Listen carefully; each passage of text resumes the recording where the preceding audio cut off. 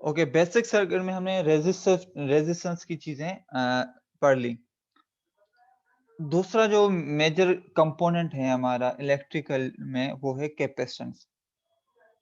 ठीक है, मेरे ख्याल में कैपेसिटर्स भी आप लोगों ने सबने पहले इंटरेक्ट या किसी न किसी के हवाले से पढ़ा होगा।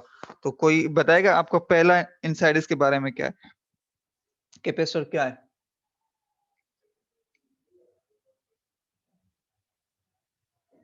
What is capacitor?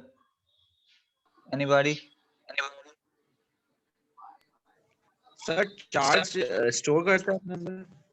जी, बिल्कुल। कैपेसिटर एक ऐसी चीज़ है जो हमारी एनर्जी स्टोर करता है in the form of electric field, जो ऑब्वियस सी बात है कि चार्जेस में होती हैं, क्योंकि चार्जेस होती हैं जो बेसिक हमने लास्ट लेक्चर में हमने जो पढ़ा था कि बेसिक क्वांटिटी जो है जो चार्ज कैरी करती है वो हमारा चार्ज होती है।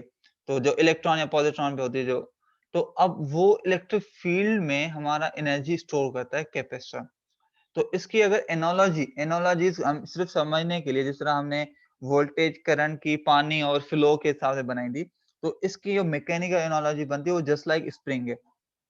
मिसाल और आप स्प्रिंग के को हम बचपन से ही खेलते रहते हैं, हर किसी ने किसी फॉर्म में यूज किया हुआ है।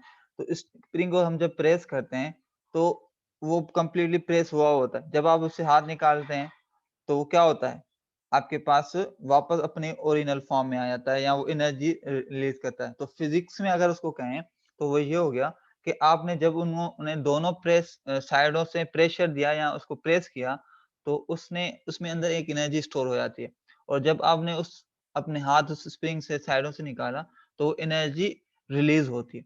तो एग्जैक्टली जो कैपेसिटर भी कुछ इसी तरीके का एक ऐसा डिवाइस है जिसमें जब हम वोल्टेज उसके टर्मिनल्स पे लगाते हैं, मतलब मैं यहाँ पर ये कैपेसिटर की सिंबल होती है, उसके टर्मिनल पे जब वोल्टेज लगाते हैं तो वो जो एनर्जी जहाँ वोल्टेज से आता है वो स्टोर करता है अपने पास।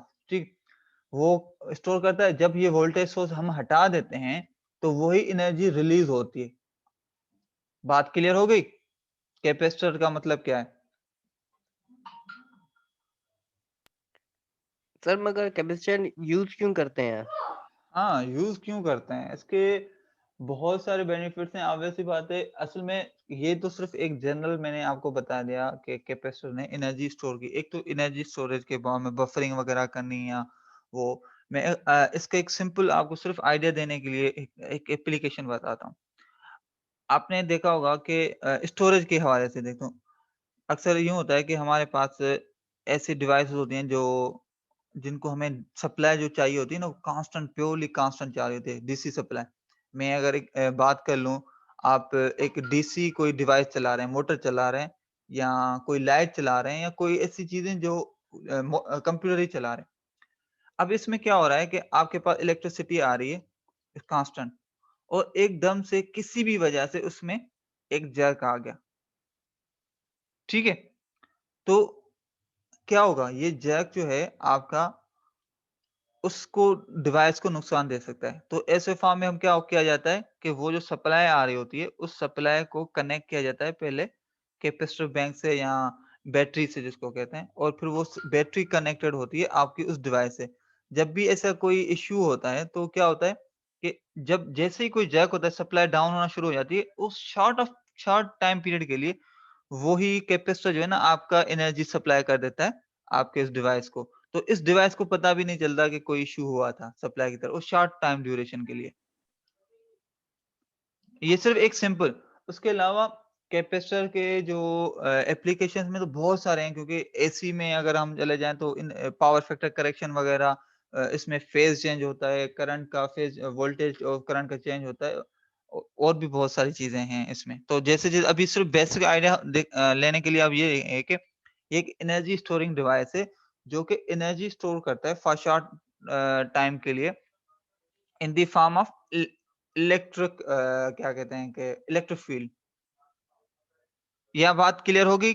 आपके सवाल का किसी हद तक जवाब मिल गया या अभी भी है इसमें कन्फ्यूजन? तो पूछ सकते हैं। नो सर, क्लियर हो गया है। ठीक है। सर कैपेसिटर में प्लस और माइनस तो नहीं होता ना? हाँ, वो पोलर और नॉन पोलर हैं कि प्लस माइनस ऐसे भी होते हैं जिनमें प्लस माइनस है, किसमें नहीं भी है, उनको कहते हैं पोलर और नॉन पोलर। वो उनकी जो मैन्युफैक्चरिंग मटेरियल या किस तरीके की चीजें उसमें यूज हुई हैं उस पर डिपेंड करता है। ठीक है, जो जो पोलर होते हैं उनको इलेक्ट्रोलाइटिक कहते हैं, उसमें आपको पोलैरिटी का ख्याल रखना है। जो नॉन पोलर होते हैं उसमें कोई भी इस चीज का फैक्टर नहीं होता, और उन हर किसी के अपने अपने बेनिफिट्स हैं। तो अब हम उसके आएंगे उस पे भी। ठीक है, व्हेन ए कैपेसिटर। अच्छा, अब यहाँ तक मेरे ख्याल में जो लिखा हुआ है वो मैंने सारा बता दिया है। अगर किसी पॉइंट में किसी को कोई कंफ्यूजन हो तो पूछ सकता है। सर आपसे ये चीज पूछे, अगर हम कैपेसिटर जैसे एक रेंज है नॉर्मल 5 का है, तो हम हम्म। उसमें 6 का कैपेसिटर लगा देंगे तो इससे क्या होगा? 5 का 6 का आप थोड़ा रिपीट करेंगे, किस सिनेरियो में आप बात कर रहे हैं? ये जैसे फैन का है सर, एग्जांपल दे रहा हूँ, तो फैन में मोस्टली 2.5 आता है, जी जी। तो हम उसमें अगर 3.5 या 4.5 लगा दें तो इससे क्या होगा? हाँ देखो, वो कैपेसिटर बेचारे खुद कोई अलग आप उसको ऐसे नहीं कर सकते कि यूं करेंगे तो क्या होगा। हर कैपेसिटर के साथ जो सर्किटरी लगी होती है ना, ओवरऑल पूरा सर्किट का बिहेवियर उस पर डिपेंड करता है। ठीक, अगर आप मिसाल तौर में एक मिनट मुझे देंगे, मैं सिर्फ अपना लैपटॉप चार्जिंग पे लगा लूं, कहीं बंद ना हो जाए। मैं एक example okay sir. Simple they दूं आपको कि आप लोगों ने कभी ऐसा देखा है कि जब कोई चीज कुछ डिवाइस ऐसी होती हैं जो हम जैसे हम बंद करते हैं ना, तो फौरन बंद नहीं होती। जैसे कि हमारे पास जो फ्रिजेस होती है ना घरों में, रेफ्रिजरेटर वगैरह, इनके साथ जो वो बोर्ड लगे होते हैं, स्टेबलाइजर्स। कुछ ऐसे स्टेबलाइजर्स आते हैं जिसमें अक्सर आपने देखा होगा, आप जैसे ही कोई चीज बंद करते हैं, लाइट चली जाती है, तो 1-2 सेकंड के लिए वो उसके बाद आहिस्ता आहिस्ता डिमिनिश हो रहा होता है। कभी नोट किया? या यस कोई सर। कोई और चीज इस तरह की देखी हो जो एकदम मतलब वो ऑफ ना हो रही हो और थोड़ी देर के बाद ऑफ हो रही हो। तो ऐसी जगहों पे मिसाल अगर आप कैपेसिटर की बात करें, तो कैपेसिटर अगर आप चेंज करेंगे वहां पे, तो वो जो ड्यूरेशन ऑफ डिमिनिशिंग है ना, वो आहिस्ता आहिस्ता वो चेंज हो जाएगी। अगर मिसाल लो कैपेसिटर बढ़ा लगा दिया, तो वो 1 सेकंड के बजाय 2 सेकंड के बाद वो ऑफ होगा। तो इस तरह सिनेरियो पे डिपेंड करता है कि बाकी सर्किट के साथ वो आपकी क्या सर्किट, कैपेसिटर के साथ क्या सर्किटरी लगी हुई है, तो उस सर्किटरी के हिसाब से वो अपना बिहेवियर चेंज होगा। कहीं पे बेनिफिट होगा, कहीं पे नुकसान होगा। नॉर्मली इंडस्ट्रीज में आप लोगों अगर जॉब कर रहे हैं तो कैपेसिटर बैंक्स का तो आपने यकीनन सुना हुआ ही होगा। सर आपने कैपेसिटर की जो एग्जाम्पल दी थी वो डीसी सर्किट के लिए दी थी, तो कौन? एसी में क्या काम कर? एसी में भी इसका बहुत बड़ा काम है। सिंपल मैं उसी भी आ रहा था कि आप लोगों ने इंडस्ट्री में कैपेसिटर बैंक का सुना हो, यकीनन नाम सुना होगा, कैपेसिटर बैंक, कैपेसिटर बैंक। तो अब इंडस्ट्री में फेजर्स वगैरह चीजें कुछ ऐसी होती होती हैं कि रिएक्टिव पावर और एक्टिव पावर चीजें कुछ आती हैं। उसमें क्या होता है कि आपके पास पावर फैक्टर लो हो जाता है। पावर फैक्टर लो होने को इम्प्रूव करने के लिए हम कैपेसिटर्स यूज करते हैं वहां पर। बात क्लियर है?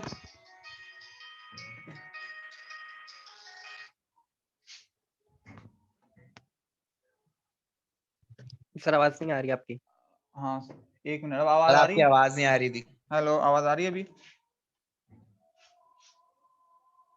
हेल- यस सर, अब आवाज आ रही है। बीच में ओके आपकी आवाज ड्रॉप हो गई थी। ओके ओके, सॉरी, नेटवर्क का इशू हो गया होगा। अच्छा, तो बात समझ में आ गई। दूसरा, डीसी में हमारे पास अगर सिंपल वर्ड्स में जाऊं कहूं तो कैपेसिटर जो होता है वो डीसी को ब्लॉक करता है। डीसी को ब्लॉक का मतलब क्या होता है कि मिसाल तौर एक आपके पास सिग्नल आ रहा है, अ, कुछ इस तरीके के, जिसमें डीसी भी कंपोनेंट है और एसी भी कंपोनेंट है। तो वहां पर डीसी को ब्लॉक करना, आपको सिर्फ एसी प्योर सिग्नल चाहिए, तो वहां पर कैपेसिटर लगा दिए जाते हैं। तो कैपेसिटर क्या करता है, डीसी जो भी आ रहा है उसको ब्लॉक कर देगा और सिर्फ एसी को पास कर देगा। तो एक तरीके का फिल्टरिंग का काम कर रहा होता है। तो ऐसे कॉन्सेप्ट में ये कहाँ पे यूज होता है, जहाँ पे हम फिल्टर्स बनाते हैं, सॉरी, जो एम्पलीफायर जब बना रहे होते हैं, जिस तरह हम मिसाल तौर अक्सर एम्पलीफायर्स में यूज कर रहे होते हैं इस तरीके के पावर एम्पलीफायर्स, या नॉर्मली घरों में मिसाल लो आप मस्जिदों में स्पीकर्स लगे होते हैं, तो स्पीकर्स में हम जो बोल रहे होते हैं वो सिग्नल जा रहा है, और साथ साथ जो बाकी बीच में ना बीप आ रही होती है, इस तरह की कुछ चीजें होती आ रही होती हैं, एक्स्ट्रा जो डीसी कंपोनेंट होते हैं, उनको ब्लॉक करने के लिए कैपेसिटर को यूज किया जाता है। तो कैपेसिटर की बेतहाशा वो क्या कहते हैं कि एप्लीकेशन है। ये बेसिक बिल्डिंग ब्लॉक है ऑफ इलेक्ट्रिक या इलेक्ट्रॉनिक सर्किट का। बात क्लियर हुई?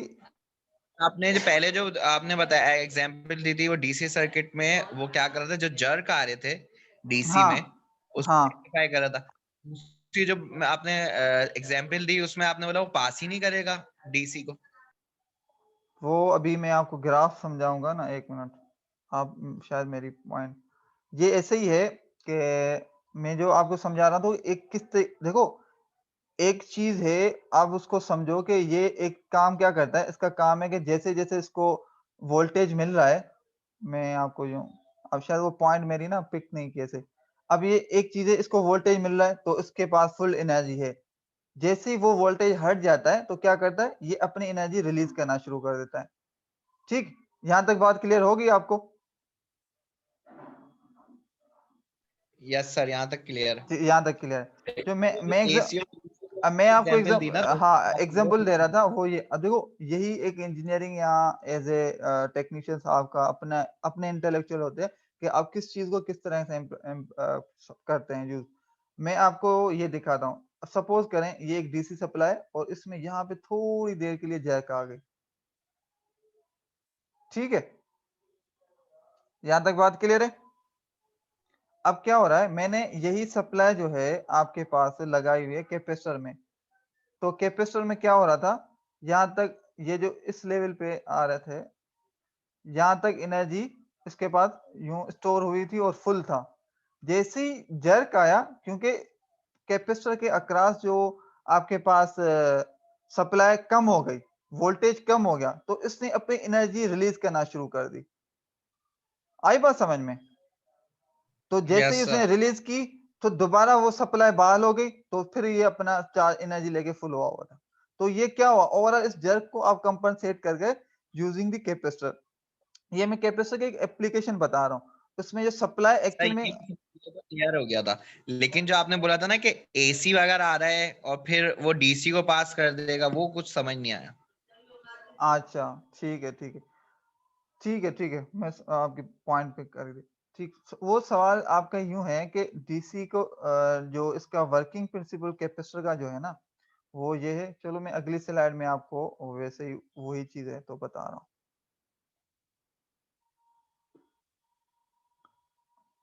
अब क्या हो रहा है, ये आपके सामने कैपेसिटर की कंस्ट्रक्शन आ गई। इसी में आपके सवाल का जवाब मिल जाएगा। कैपेसिटर क्या होता है, दो प्लेट्स होती हैं यहाँ पर, इसके अक्रॉस हमारे पास जो वोल्टेज लगा हुआ है। ठीक, अब ये जो वोल्टेज लगा हुआ है, तो इसमें ऐसा ऐसा वोल्टेज जैसे करंट फ्लो होना शुरू हो जाएगा तो इसमें चार्जेस में के फॉर्म में एनर्जी स्टोर होना शुरू हो जाएगी।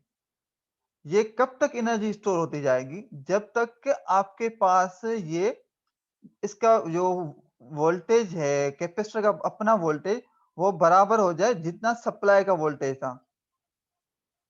मतलब कैपेसिटर का voltage is equal to supplied voltage. ठीक है, अब क्या हुआ, सप्लाइड वोल्टेज तक आपके पास वो हो गया। उसके बाद यहाँ पर कैपेसिटर में मजीद गुंजाइश ही नहीं है स्टोर करने के लिए, तो ये यहाँ पर ही समझो कि करंट रुक गया। जो जितना वोल्टेज इसका है वही इसका वोल्टेज है और वहां पर अब फ्लो होना शुरू खत्म हो गया। तो हम कहेंगे ये इसने डीसी को अलो नहीं करेगा आगे। बात क्लियर हुई, अभी भी कंफ्यूजन है? सर ये तो समझ में आ गया कि ये तो आपने एक डीसी सर्किट से अटैच किया था आपने। किस चीज को आप कह रहे हैं, मैं दोबारा रिपीट करें? ये जो सर्किट आपने अच्छा, सर्किट बनाया था अभी। हाँ ये देख लें, एक और मैं सर्किट बना देता हूँ। ठीक है ठीक है, यहाँ पे कुछ कोई ना कोई बल्ब लगा हुआ है, समथिंग कोई चीज लगी हुई है। ये फुल चार्ज है इस वक्त, क्योंकि इसमें जितना भी सप्लाई था वो सारा वोल्टेज इसमें हो गया, ये पूरा कैपेसिटर चार्ज हुआ है। अब चार्ज हुआ है तो इसी से एज ए यहाँ पर आपके पास डायरेक्टली जो इस सप्लाई का करंट यहाँ पर आ रहा है। तो मैंने जो पहली एप्लीकेशन बताई वो एज ए कैपेसिटर, इसको हम कह रहे हैं फ्लोटिंग स्टेट में हमने रखा हुआ है कि जैसे ही इस सप्लाई में कोई जर्क आएगा तो ये जो कैपेसिटर है वो इस रेजिस्टेंस को कुछ ना कुछ थोड़े टाइम के लिए अपनी जो एनर्जी स्टोर हुई वो दे देगा। ये सर्किट समझ में आ गया? यहाँ तक बात क्लियर हो गई? Yes sir. ठीक है, ओके गुड। अच्छा, अब दूसरे एप्लीकेशन देख लें जिसमें मैं जो कह रहा हूँ डीसी ब्लॉक, क्योंकि करंट कैपेसिटर से आपके पास जो ना करंट डायरेक्टली फ्लो नहीं होता, क्योंकि करंट क्या होता है? करंट क्या होता है? Flow of charges. अब यहाँ पर तो चार्जेस आके यहाँ पे तो चार्जेस आके रुक जाती हैं, तो इस वजह से जैसे ही डीसी का जो करंट का फ्लो जो होता है वो वन डायरेक्शनल होता है, मतलब डीसी एक ही डायरेक्शन में फ्लो करता है ना करंट। जैसे ही यहाँ से आपके पास करंट आया और ये पूरा चार्ज हो गया, तो यहाँ पर इसको आगे फ्लो करने के लिए कोई है ही नहीं, तो यहाँ पर आपका करंट ब्लॉक हो गया। अब जैसे ही फुल वोल्टेज हो गया कैपेसिटर का, ये ब्लॉक होगा। इसके बरक्स डीसी में सॉरी एसी में क्या होता है? एसी में क्या होता है कि आपकी पोलैरिटीज चेंज होती रहती हैं, पॉजिटिव से नेगेटिव, नेगेटिव टू पॉजिटिव होता रहता है। बात क्लियर हुई? Yes sir. तो इस वजह से यहाँ से पहले पॉजिटिव हुई, फिर यहाँ से ये जो नेगेटिव होना शुरू हो जाएगी, फिर पॉजिटिव होना शुरू हो जाएगी। इसमें वोल्टेज और करंट में डिले आ जाता है कैपेसिटर में। मिसाल ये वोल्टेज के वेव है, उसके करंट में डिले आ जाता है, मगर करंट फ्लो करता है। अब इसमें रिएक्टेंस वगैरह आती हैं, वो चीजें फिर मैं जब उसमें एप्लीकेशंस में आएंगे उस टाइम समझाऊंगा, मगर आप एप्लीकेशंस की बात कर रहे थे तो मैं इस हवाले से बता रहा। आई होप कि अभी तक के लिए कुछ आइडिया क्लियर हो गया होगा। जैसे जैसे हम सर्किट्स में जाएंगे तो और भी बेहतर समझ में आ जाएगा। अभी तक के लिए कोई कंफ्यूजन हो किसी को या और भी पूछना हो तो पूछ सकते हैं। नो सर, काफी हद तक क्लियर हो गया कैपेसिटर का। बाकी जो होगा नेक्स्ट टाइम जब प्रैक्टिकल होगा तब आपसे कंफर्मेशन हाँ मजीद कर लेंगे। ठीक है, गुड। अच्छा, बाकी इसकी जो एप्लीकेशन है वो बहुत सारी हैं, और ये सिर्फ कैपेसिटर एक डिवाइस नहीं है, कैपेसिटर एक कॉन्सेप्ट है। कैप जहां पर भी दो कंडक्टिंग में विथ अपोजिट चार्जेस होंगी ना प्लेट्स, वहां पे कैपेसिटर फिनोमेना शुरू हो जाता है। बात क्लियर हुई? पर आपकी आवाज में बहुत डिस्टरबेंस आ रही है। सॉरी, शायद मेरे नेटवर्क के इशू की वजह से हो रहा होगा। आई होप कि अब बेहतर है। सर एक दफा रिपीट कर दें, क्योंकि आपकी आवाज जो है ना बीच में फिर कटने लगी। आप आवाज क्लियर है सबको? Yes sir. Okay good. अच्छा, नेटवर्क का इशू हो रहा होगा क्योंकि आजकल बादल हैं, मेरा नेट जो है ना मोबाइल से चल रहा है। अच्छा, तो मैं ये बात कर रहा था कैपेसिटेंस जो है वो डिवाइस या वो कंपोनेंट जो जहां पर हम दो प्लेट्स कंडक्टिंग प्लेट्स को आपस में एक दूसरे के इतना करीब कर देते हैं और थोड़ा सा बीच में स्पेस हो, तो उस फॉर्म में जो एनर्जी स्टोर होती है उस डिवाइस को हम कहते हैं कैपेसिटर। मगर कैपेसिटेंस जो है ना बिजाते खुद एक फिनोमिना है। वो फिनोमिना किस तरीके के? जहां पे भी दो विथ अपोजिट चार्जेस कंडक्टिंग चीजें आपस में एक दूसरे के करीब हो जाती है ना, वहां पर कैपेसिटेंस का फिनोमिना हो जाता है, वहां पे भी कैपेसिटेंस होती है। इसका मैं आपको एक सिंपल एग्जांपल दूं कि हमारे जो ट्रांसमिशन लाइन जा रही होती है ना, ये जो लाइन जा रही होती हैं जो हमें घर तक सप्लाई दे रही होती हैं, वहां पर तो डायरेक्टली कोई कैपेसिटर नहीं लगा हुआ, मगर क्योंकि दोनों कंडक्टिंग है और दोनों में अपोजिट चार्ज होती है, क्योंकि एक लाइन में हाई वोल्टेज पोटेंशियल भी होता है, दूसरी लो पोटेंशियल भी होती है, और अपोजिट चार्जेस होती हैं, करंट फ्लो हो रहा होता है ना वहां से। तो इन दोनों में और बीच में एयर एज ए डाइलेक्ट्रिक का रोल प्ले करती है, और यहाँ पर भी कैपेसिटेंस का फिनोमेना होता है। आई बात समझ में? मेरी पॉइंट समझ में आई? क्या मतलब सर, एयर जो है वो एज अ कैपेसिटर एक्ट करती है, जो air is air is a dielectric. Line से। एयर इज ए डाइलेक्ट्रिक क्योंकि दो कंडक्टिंग प्लेयर के या जो दो कंडक्टिंग कैपेसिटर में क्या होता है, एक ये प्लेट दूसरी ये प्लेट, एक पॉजिटिव चार्ज दूसरी नेगेटिव चार्ज, बीच में डाइलेक्ट्रिक होता है। डाइलेक्ट क्यों लगाते हैं? ताकि जो इसमें हम ज्यादा से ज्यादा चार्जेस स्टोर करवा सकते हैं, क्योंकि चार्जेस वरना क्या होता है, डाइलेक्ट्रिक एक आइसोलेटर की तरह होता है जहां पे करंट फ्लो नहीं कर सकता। तो अगर पॉजिटिव चार्जेस और नेगेटिव चार्जेस आपस में होती हैं तो क्या करते हैं, एक दूसरे को अट्रैक्ट करती है ना। बीच में डाइलेक्ट्रिक होता है, वो समझोगे एक किस्म का ऐसे समझोगे रुकावट है। वो ऐसी रुकावट है कि इनको आपस में वो मिलने नहीं देता। तो जितनी ज़्यादा डाइलेक्ट्रिक की रेजिस्टेंस होती है ना, तो यहाँ पे रुकावट ज़्यादा होती है और यहाँ पे चार्जेस ज़्यादा स्टोर होते हैं। आई बात समझ में? तो एयर भी समझो कि एक किस्म का नेचुरल डाइलेक्ट्रिक के तौर पे रोल प्ले कर रहा होता है जब 2 ट्रांसमिशन लाइन्स के दरमियान जो positive negative charge leak transmission lines जो जब एक्ट कर रही होती हैं, तो वहाँ उनके दरमियान कुछ ना कुछ स्पेस होता है और उसमें एयर एज़ ए डाइलेक्ट्रिक का रोल प्ले कर रहा होता है। बात क्लियर हुई? यस सर, थोड़ी-थोड़ी। अभी शायद आपको मैं ज़्यादा चीज़ें बता रहा हूँ तो कन्फ्यूजन मिक्स ज़्यादा हो जाएगी। अभी हम बेसिक्स पे ही रहते हैं फिलहाल। ठीक इसमें एनालॉजीज़ जो लास्ट लेक्चर में मैंने डिफरेंट दी थी, इसमें भी 1-2 एनालॉजीज़ हैं। अब एनालॉजीज़ क्या हैं कि वाटर पाइप एनालॉजी, कैपेसिटर की वाटर पाइप एनालॉजी। ये ऐसे ही है कि आप इसकी मैं एग्ज़ाम्पल यूँ दूँ, जिस तरीके से ना ये एक रबर टाइप का कोई चीज़ लगी हुई है, ठीक है? और एक जिस तरह हमारे पास जो सिरिंज होती है ना सिरिंज सिरिंज होती है यस, ठीक है? अब सिरिंज में हम क्या कर रहे हैं कि अंदर रबर डाल दें और उसमें पानी ऊपर करके और रबर फ्लेक्सिबल हो थोड़ा, ठीक? तो अब क्या कर रहे हैं, आप जैसे ही पानी बीच में थोड़ा-सा पड़ा हुआ हो, ये एक सिरिंज है और ये बीच नीचे जो है ना इसके फ्लेक्सिबल रबर है, जो थोड़ा-सा पुश भी नीचे आ सकता है।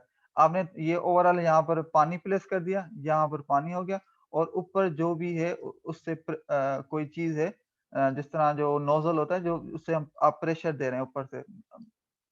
जैसे आप इसको ज़ोर देंगे, तो यहाँ पर प्लास्टिक वाली जो नीचे वाली जो फ्लेक्सिबल चीज़ थी, वो थोड़ा-सा नीचे झुकना शुरू हो जाएगी उस प्रेशर की वजह से। ऐसे होता है? और जैसे यस आप सर, इससे हाथ निकालेंगे, वो जो रबर था वो अपने आप को प्रेशर रिलीज़ करके एक थोड़ा-सा फ्लेक्सिबल होने की कोशिश करेगा, सीधा होने की।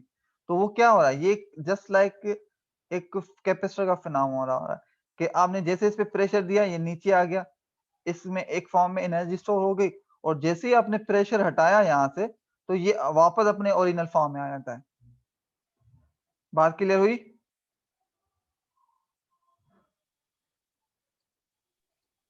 हुँ, हाँ या ना का जवाब दें, नहीं आई तो कोई इश्यू नहीं है, दोबारा मैं रिपीट कर दूँगा। हाँ, ना का जवाब दें। सर मुझे तो समझ आ गई, आप बाकी स्टूडेंट से पूछ लें। बाकी भाई ये दूसरा कौन वसीम था और दूसरा ज़ैन। जी बताइए आप? जी सर। जी सर, बात समझ आ गई। ठीक है, ये वही एनालॉजी है, इसको दोबारा दूसरे फॉर्म में बताया हुआ है, मगर वही चीज़ है। उसकी एक एनालॉजी स्प्रिंग की भी मैंने अभी बिल्कुल स्टार्टिंग में बताई थी कि आप स्प्रिंग को प्रेस करके रखते हैं तो वो बिल्कुल उस फॉर्म में होता है। जैसे आप छोड़ते हैं तो वो अपना वो फुल खुल जाता है, जो ओरिजिनल फॉर्म में आ जाता है। तो वो भी एक किस्म की एनर्जी स्टोर करता है। वो एक मैकेनिकल एनालॉजी होगी। तो वो चीज़ों को आप ना एनालॉजीज़ डिफरेंट बना सकते हैं अपनी अंडरस्टैंडिंग के लिए। ये कुछ फेमस एनालॉजीज़ हैं जो कि बुक्स में भी यूज़ होती हैं। अच्छा, अब जो है रिलेशन वो वीआई कैरेक्टरिस्टिक्स ऑफ कैपेसिटर मतलब कैपेसिटर में करंट, वोल्टेज और चार्जेस क्योंकि जो कैपेसिटर एनर्जी स्टोर करता है in the form of charges करता है, तो इनके दरमियान रिलेशन क्या क्या है? तो एनर्जी स्टोर होती है in the form of charges और चार्जेस कहाँ से आएंगी? इस सर चार्जेस आपके आर आवाज़ डायरेक्ट कट रही है। हेलो, अब क्लियर है? हेलो, जी सर। जी, जी सर, आवाज़ क्लियर आ रही है आपकी बिल्कुल। Okay good. अच्छा जो मैं कह रहा था आपके पास जैसे जो एनर्जी स्टोर हो रही है in the form of charges और charges are directly proportional to the voltage मतलब जितना ज्यादा वोल्टेज होगा उतना कैपेसिटर्स की प्लेट्स पे ज्यादा चार्जेस आएंगी। आई बात क्लियर हुई? तो ये डायरेक्ट रिलेशन है और इसका डायरेक्ट ये जो साइन है इसको हटाएंगे तो एक आपके इक्वल की साइन आती है, दूसरा कांस्टेंट आता है। तो C is the constant of proportionality जिसको हम कैपेसिटेंस कहते हैं और इसका जो यूनिट है वो फेराड है। बात क्लियर है? तो ये इसका फॉर्मूला है और इसका जो हम पढ़कर आए हैं हमें चाहिए रिलेशन ऑफ करंट और वोल्टेज का, मगर ये तो चार्जेस हैं तो मुझे कोई बताएगा कि चार्जेस और करंट का आपस में क्या रिलेशन है?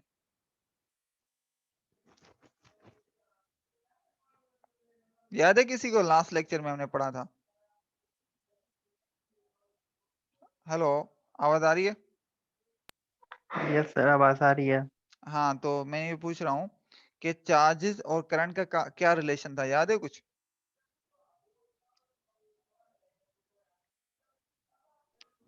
नहीं सर, याद नहीं है। हाँ, ऐसा ना करें, एक ही लेक्चर पिछले में हमने लिया था। अच्छा, जो चार्जेस होती हैं, इसका जो फ्लो या रेट ऑफ चेंज होता है, वो होता है हमारा करंट। तो इसको हमने डेरिवेटिव करते हैं, तो वो बन जाता है आई, मतलब करंट। तो यहाँ पर हमने क्या किया, ये जो इक्वेशन है इसको किया डेरिवेटिव डी। अच्छा, आप ये पूछेंगे सी को क्यों नहीं किया? क्योंकि सी इज कांस्टेंट है, ठीक है।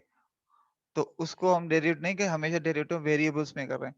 तो क्यू को डेरिवेटिव किया, तो ये D Q upon D T is equal to C D V upon D T बन गया। तो आपके पास ये जो बना वो D Q upon D T किसके बराबर है? करंट के। तो करंट बन गया I T is equal to C D V upon D T. ये हो गई कैपेसिटर के करंट की इक्वेशन।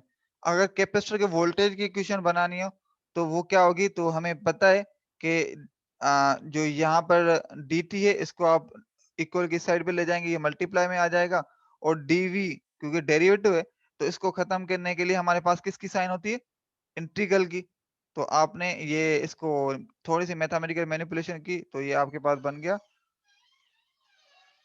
क्या?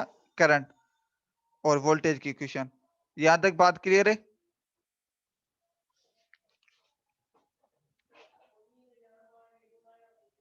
हाँ या ना? अगर नहीं समझ में आ रही बोल सकते हैं।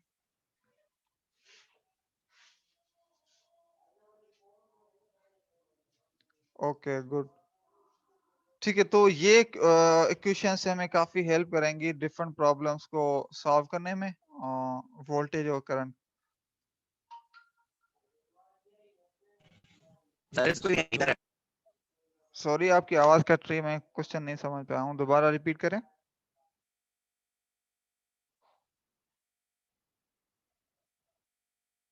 हेलो। सर मैं कह रहा हूँ कि यहीं पर रखते हैं, क्योंकि कैपेसिटर और रेजिस्टेंस थोड़ा सा मर्ज हो रहा है थोड़ा सा, क्योंकि उसकी अभी सर्किट्स भी पढ़ने हैं और वो ओम्स लॉ वगैरह भी देखना है ना, तो थोड़ी हाँ, सी नहीं, थ्योरी उसको है वो मैं भी पढ़ना दोबारा है। ओम्स लॉ वगैरह को रिपीट करूंगा, प्रॉब्लम्स में हम करेंगे तो एक क्विक रिव्यू कर लेंगे उस टाइम भी, कोई इशू नहीं है। थोड़ा सा इस चीज को हम कवर कर लेते हैं, थोड़ी चीजें अभी, ज्यादा नहीं है। अच्छा, तो कैपेसिटर और इसकी वी आई कैरेक्टरिस्टिक्स हो गई। जिस तरह रेजिस्टेंस का जो फॉर्मूला था। अच्छा, ये मीटिंग वैसे ही 10 मिनट में एंड हो जाएगी हमारी, तो वो 10 मिनट में जैसे एंड होगी लेक्चर एंड कर देंगे, ठीक है? Yes sir. ओके, सो हम बात कर रहे थे, तो इसका भी फॉर्मूला है, जो कैपेसिटेंस है कैपेसिटर की, वो डिपेंड करती है कि ये इन प्लेट्स जो आपस में पैरेलली कनेक्टेड है, इनका एरिया कितना है और इन दोनों की आपस में बीच में सेपरेशन कितनी है, ठीक है? तो ये capacitance is equal to permittivity of free space multiplied by area of plate divided by separation on plates। मतलब दो प्लेट्स चार्ज ज्यादा हाईली चार्ज है, मगर उनके दरमियान अगर ज्यादा डिस्टेंस होगा ना, तो कैपेसिटेंस जो है वो कम होगी, क्योंकि डिस्टेंस ज्यादा है। उनको अगर हम करीब करते जाएंगे तो उनकी कैपेसिटेंस बढ़ती जाएगी। ये इसका फॉर्मूला है कैपेसिटेंस का, जिसको ज्योमेट्रिकल फॉर्मूला कहते हैं, ठीक है? इसमें किसी को कोई कंफ्यूजन? ये तो सिंपल, ये जो अंडरस्टूड है, इलेक्ट्रोमैग्नेटिक फील्ड थ्योरी से फार्मूलाज ड्राइव किए हुए हैं, काफी रिसर्च वगैरह करके ये चीजें फिक्स की हुई हैं।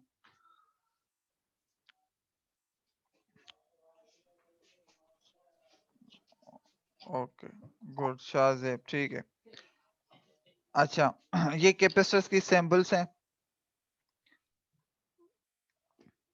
ठीक है? अब कैपेसिटर्स के सिंबल्स जो हैं आपके पास, ये फिक्स कैपेसिटर जिसको हम कहते हैं, ये पोलराइज कैपेसिटर, और ये आपके पास वेरिएबल कैपेसिटर। कैपेसिटर भी जस्ट लाइक जिस तरह रेजिस्टर आपने देखा था ना, रेजिस्टर्स में कुछ वेरिएबल रेजिस्टर्स होते हैं, इस तरह कैपेसिटेंस भी वेरिएबल कैपेसिटेंस होती हैं, और वो डिफरेंट सिनेरियोज में डिफरेंट मकसद के लिए यूज होती हैं।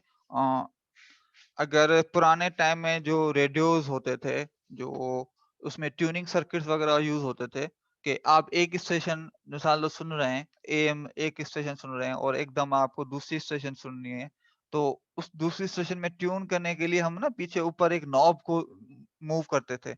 अगर आप लोगों ने शायद ये यूज ना किया हो, अगर आपके बड़ों ने किसी में से किसी ने यूज की हुई होंगी इस तरह की चीजें, तो उसमें क्या होता है कि वो बैक एंड पे वो ट्यूनिंग के लिए वो जो चेंज कर रहा है ना, वो कैपेसिटर होता है मोस्टली केसेस में। किन केसेस में रेजिस्टेंस होता है, किसमें कैपेसिटर, मगर वो एक वेरिएबल फैक्टर्स होता है, वो चेंज हो रहा होता है। जैसे रेजिस्टेंस या कैपेसिटेंस की वैल्यू चेंज होती है, तो उस सर्किट या ट्यूनिंग सर्किट की जो मैचिंग है वो फ्रीक्वेंसी चेंज हो जाती थी, और एंटीना से उस फ्रीक्वेंसी से मैच हो जाता था जो उसकी वैल्यू होती थी।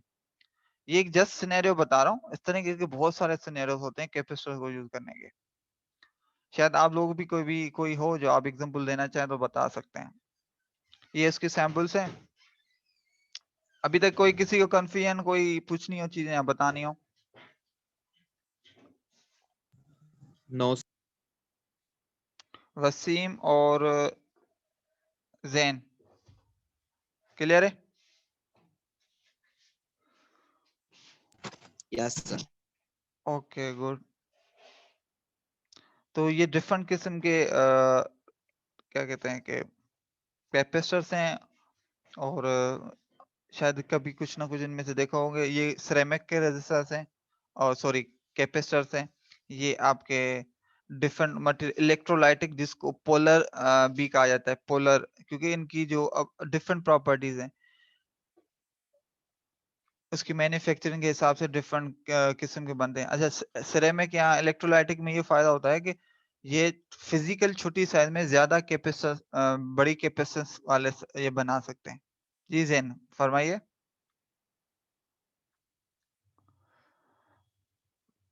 ठीक है। और सिरेमिक की भी अपनी प्रॉपर्टी है। सिरेमिक के जो मटेरियल जो होता है, ये काफी फिजिकली क्या कहते हैं कि स्ट्रांग होता है, और इसकी जो इससे रेजिस्टेंस वगैरह भी बनती है, कैपेसिटेंस भी बनती है, डिफरेंट चीजें ऐसे भी बनती हैं। तो उसके अपनी अपनी प्रॉपर्टी है, फिजिकल उसकी प्रॉपर्टी अलग है, और ओवरऑल जो है वो वेरी पॉपुलर, स्मॉल और इनएक्सपेंसिव मैन्युफैक्चरिंग होती है इसकी एज कंपेयर टू दूसरों की। वो इसकी जो वो एक्सपेंसेस कम है मैन्युफैक्चरिंग में और बाकी चीजों में। ठीक। और ये सर ये जो स्लाइड्स जो है ना आप उस पे अपलोड कर दीजिएगा। जी जी, मैं इंशाल्लाह आपको आज या कल ही अपलोड कर दूंगा। तो ये सिर्फ रीडिंग करनी है और डिफरेंट चीजों का। इस तरीके से दूसरे जो डिफरेंट और मटेरियल है, माइका, माइलर वगैरह से ये जो कैपेसिटर्स बने होते हैं, तो उनकी अपनी अपनी प्रॉपर्टीज हैं। ठीक है। हम बहुत सारी चीजें देख रहे होते हैं ना कि कितना रिलायबल है।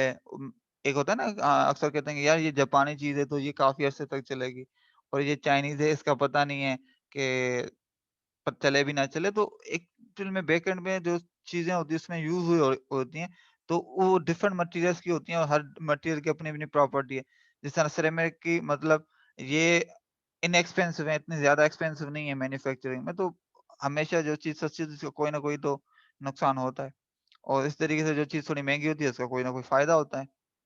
तो बहुत सारे फैक्टर होते हैं, कोई रिलायबल है, कोई लॉन्ग टर्म तक चल जाता है, किसी में टॉलरेंस कम होती है, ज्यादा होती है। तो ये सारी चीजें डिफरेंट, हर कैपेसिटेंस की अपनी अपनी प्रॉपर्टीज होती हैं, जो आपको आइडिया हो गया होगा अब हर चीज का। ये इस तरह की कैपेसिटेंस है। अब जिस तरीके से रेजिस्टेंस की हमने कलर कोडिंग थी ना, इस तरीके से जो कैपेसिटर्स हैं इनकी न्यूमेरिकल कोडिंग होती है। बात क्लियर हुई? हेलो। Yes sir. ये आप ये कभी भी कैपेसिटर पे देखेंगे ना, तो जो छोटे जो होते हैं कैपेसिटर उसमें क्या होगा कि इस तरह का कोड लिखा होगा 10K 103 102 101। तो एक्चुअल में वो जो कोड है ना वहां पे उसकी ये इस कोड में कैपेसिटेंस छुपी होती है। ठीक, वो अब कोड में क्या है 104। तो इसका और जो आपके पास रेजिस्टेंस की कलर कोडिंग है ना तकरीबन मेथड डिकोडिंग वही सेम है। इसमें आपको क्या करना है, पहला डिजिट जो है वो एग्जैक्ट वही रखना है जो है, ठीक है। सेकंड डिजिट है वो भी एग्जैक्ट वही रखना है जो है, और जो थर्ड डिजिट है ना वो डायरेक्टली किस में चला जाएगा, पावर में चला जाएगा इनटू 10 पावर। अब ये 4 लिखा हुआ इट मींस इनटू 10 पावर 4, और लास्ट में इनटू 10 पावर -12 जो है वो हम इसको फार्मूले का लिखेंगे, ये समझो कि फार्मूले का है। अगर नहीं लिखेंगे तो इसकी जो भी वैल्यू आएगी ना वो पिको फेराड में होगी, और पिको फेराड मतलब इनटू 10 पावर -12। अब 104 को हम डिकोड करते हैं 104, और लास्ट में जो नंबर लिखा होगा वो उसका टॉलरेंस का होता है। हर नंबर का अपना अपना है। K means 10%, M means 20%, J means 5%, और C मीन्स प्लस माइनस जो है 0.25 पिको फेराड ऐड कर देंगे उसमें। ये टॉलरेंस बैंड होता है जस्ट लाइक टॉलरेंस बैंड। तो 104 में पहला ये 1 सेम 0 सेम इंटू 10 पावर 4 चला गया, और इंटू 10 पावर -12 जो है आपका फार्मूले का आ गया। तो इसको रिजॉल्व करेंगे तो बेस जब सेम हो तो पावर क्या होता है, ऐड होता है या क्या होता है, कोई बताएगा? सर अगर प्लस माइनस दिया हुआ है तो ऐड हो जाता है, और अगर ऊपर नीचे डिवाइड में होता है तो फिर उसको माइनस करते हैं, और मल्टीप्लाई में होता है तो ऐड करेंगे। इसको ऐड करेंगे तो 12 में से माइनस कर देंगे 4। एग्जैक्टली, ठीक है। जब बेस सेम हो तो पावर से ऐड हो जाते हैं, और जब माइनस की साइन हो तो माइनस हो जाते हैं, और डिवाइड में होता है जैसे आपने कहा कि वो माइनस में जाते हैं। सही बात है, ठीक है। तो अब यहाँ पर मैं आपको कर रहा हूँ यहाँ पे इसको। तो अब ये क्या होगा, 10 इंटू 10 पावर क्या हो गया 4 -12, ये हो जाएगा आपका -8, ठीक है। -8, और ये भी एक 0 है, इसको भी मैं खत्म करूं तो ये बन जाएगा 1 इंटू 10 पावर -7। सही है। और मुझे पता है माइक्रो किसके बराबर होता है, -6 के। तो इसको -6 करने के लिए क्या करूंगा, ये 0.1 इंटू 10 पावर -6 हो जाएगा। तो -6 किसके बराबर है, माइक्रो के, तो 0.1 माइक्रो फेराड। तो ये 104 है, इट मींस नॉर्मली हम कौन सी वैल्यूज को, मतलब कौन सी यूनिट को हम प्रेफर करते हैं, फेराड को, माइक्रो फेराड को, या पिको फेराड? कैपेसिटेंस में ज्यादातर जो है वो यूज होती है वो माइक्रो और पिको। जब छोटी लेवल की हो तो वो माइक्रो वो पिको होता है, या जो आपके पास माइक्रो या नैनो। असल में कोशिश ये की जाती है कि यहाँ पर जो फिगर है ना आपकी, ये ऐसी हो जो मतलब अंडरस्टैंड। अब मिसाल और मैं यहाँ पे लिखूं 0.001, तो ये थोड़ा सा आपको इतना